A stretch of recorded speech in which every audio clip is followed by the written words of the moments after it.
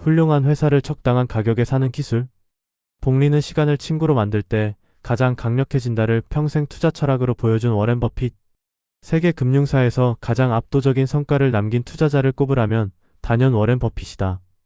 그는 1965년 이후 약 58년 동안 연평균 약 20%에 달하는 복리 수익률을 기록했고, 그 결과 개인 자산은 물론 그가 이끄는 버크셔 해서웨이의 시가총액은 수백조 원 규모로 성장했다. 이 수치는 단순히 돈을 많이 벌었다는 차원을 넘어 인류 역사상 가장 길고 가장 안정적으로 복리를 증명한 사례로 평가된다. 중요한 점은 이 성과가 단 한 번의 대박이나 운이 아니라 명확한 원칙과 반복 가능한 투자 행동의 결과라는 사실이다. 워렌 버핏의 투자 철학은 여러 문장으로 요약되지만 그 핵심은 돈을 잃지 않는 구조를 먼저 만들고 그 다음에 수익을 추구하라는 데 있다. 그는 투자에서 가장 중요한 요소를 수익률이 아니라 생존 확률로 보았다. 많은 개인 투자자들이 연 30%, 50%의 고수익을 꿈꾸지만 버핏은 오히려 한번 크게 잃으면 복리는 끝난다는 사실에 집중했다. 그래서 그는 변동성이 크고 예측 불가능한 자산보다는 장기간에 걸쳐 현금 흐름을 만들어내는 사업체에 투자했다. 이 접근법은 오늘날 현대인에게도 그대로 적용된다. 빠르게 부자가 되려는 전략보다 절대 망하지 않는 구조를 먼저 확보하는 것이 투자에서 훨씬 중요하다는 의미다. 그가 강조한 훌륭한 회사를 적당한 가격에 사라는 원칙 역시 오해되기 쉽다. 많은 사람들은 이를 단순히 좋은 회사 주식을 사라로 이해하지만 실제 의미는 훨씬 구체적이다. 버핏이 말하는 훌륭한 회사란 매출이 크거나 유명한 기업이 아니라 이해하기 쉬운 사업 모델을 가지고 있고 경쟁자가 쉽게 따라올 수 없으며 장기간 가격 결정력을 유지할 수 있는 기업이다. 여기에 더해 재무제표상 부채가 과도하지 않고 꾸준한 영업 현금 흐름을 창출하는 구조를 갖춰야 한다. 이런 조건을 만족하는 기업은 단기 실적이 흔들리더라도 장기적으로는 반드시 회복할 가능성이 높다. 버핏은 바로 이 지점에서 시장의 공포를 기회로 삼았다. 그의 투자 성과에서 잘 알려지지 않은 부분 중 하나는 보험 비즈니스 구조를 활용한 자본 운용 능력이다. 버크셔 해서웨이는 대형 보험사를 다수 보유하고 있는데 보험 사업의 특성상 고객으로부터 미리 받은 보험료가 일정 기간 회사에 머문다. 이 자금을 플로트라고 부르는데 버핏은 이 플로트를 거의 무이자 자본처럼 활용해 장기 투자에 투입했다. 이는 개인 투자자가 흉내낼 수 없는 구조처럼 보이지만 핵심 원리는 동일하다. 장기간 쓰지 않아도 되는 돈만 투자하라는 원칙이다. 단기 생활비, 비상금, 심리적으로 불안한 자금은 투자에 적합하지 않다.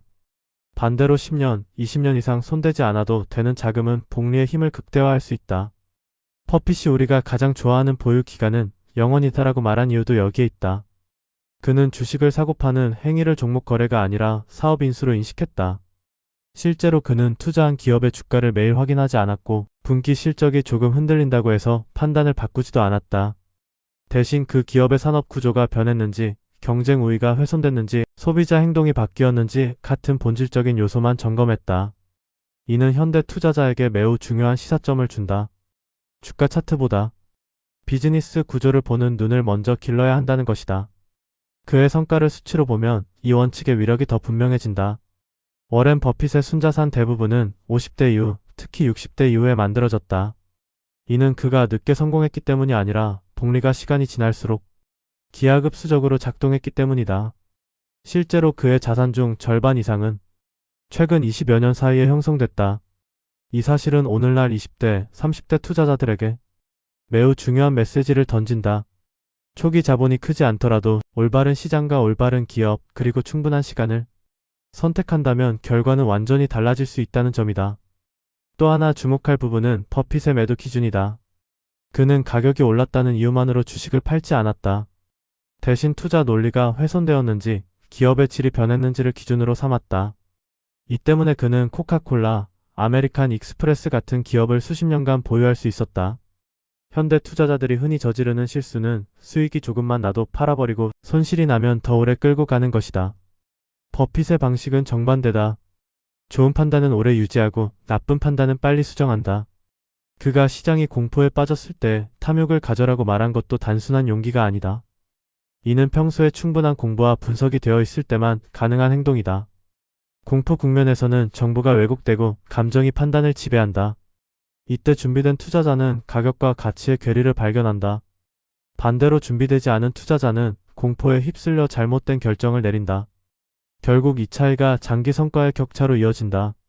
워렌 버핏의 투자 방식은 화려하지 않다. 복잡한 기술적 분석도 없고 빠른 매매도 없다. 대신 이해 가능한 기업만 투자하고 장기 자본을 사용하며 감정을 통제하고 시간을 최대의 무기로 활용한다. 이 네 가지 원칙은 시대가 바뀌어도 유효하다. 특히 미국 시장처럼 제도적 안정성이 높고 기업 퇴출과 편입이 반복되며 지수 자체가 진화하는 시장에서는 이 전략의 성공 확률이 더욱 높아진다. 결국 워렌 버핏의 놀라운 성과는 천재성 때문이 아니라 누구나 이해할 수 있지만 아무나 끝까지 지키지 못하는 원칙을 평생 반복했기 때문이다. 현대인이 투자 규제에 가까워질 수 있는 가장 현실적인 방법 역시 다르지 않다. 복잡한 전략을 찾기보다 좋은 기업을 고르고 오래 보유하고 시간을 아군으로 만드는 것. 이 단순한 행동이야말로 수십 년에 걸쳐 증명된 가장 강력한 투자 기술이다. 이 단순한 행동의 기술과 시간의 흐름을 인내하는 사람들만이 성공하는 열쇠를 가질 수 있을 것 같다.